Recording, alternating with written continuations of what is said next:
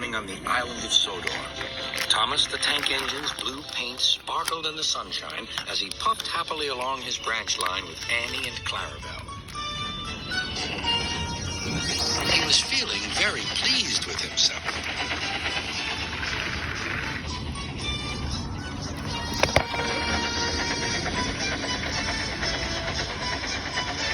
"Hello, Thomas," whistled Percy. "You look splendid." "Yes, indeed," boasted Thomas. "Blue is the only proper color for an engine." "Oh, I don't know. I like my brown paint," said Toby. "I've always been green. I wouldn't want to be any other color either," added Percy. Well, anyway," huffed Thomas, "blue is the only color for a really useful engine. Everyone knows that."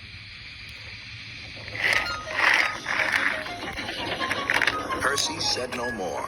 He just grinned at Toby. Later, Thomas was resting when Percy arrived. A large hopper was loading his freight cars full of coal. Thomas was still being cheeky. "Careful," he warned. "Watch out with those silly cars."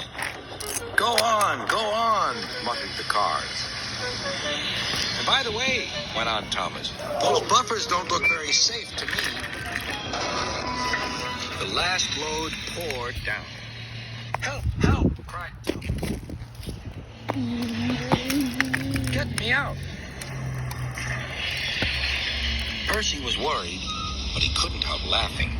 Thomas's smart blue paint was covered in coal dust from smokebox to bunker.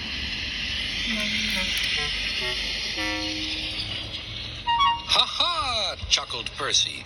"You don't look really useful now, Thomas. You look really disgraceful." "I'm not disgraceful," choked Thomas.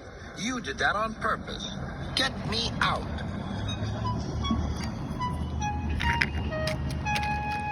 It took so long to clean Thomas that he wasn't in time for his next train. Toby had to take Annie and Clarabelle. "Poor Thomas," whispered Annie to Clarabelle. They were most upset.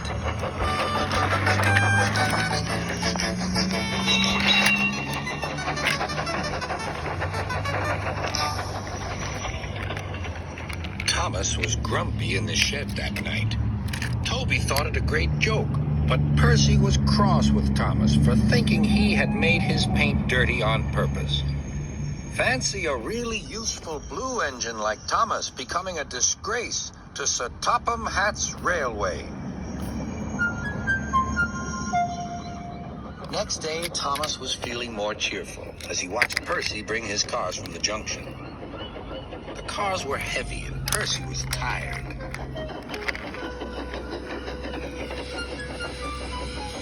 "Have a drink," said his driver. "Then you'll feel better." The water column stood at the end of the siding with the unsafe buffers. Suddenly, Percy found that he couldn't stop. The buffers didn't stop him either. "Oh!" wailed Percy. "Help!" The buffers were broken, and Percy was wheel-deep in coal. It was time for Thomas to leave. He had seen everything. "Now Percy has learned his lesson, too," he chuckled to himself.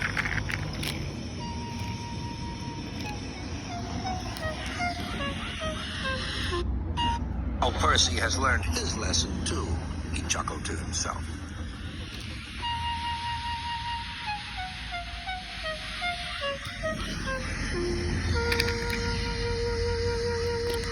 That night, the two engines made up their quarrel. "I didn't cause your accident on purpose, Thomas," whispered Percy. "You do know that, don't you?" "Of course," replied Thomas, "and I'm sorry I teased you. Your green paint looks splendid again, too. In future, we'll both be more careful of coal."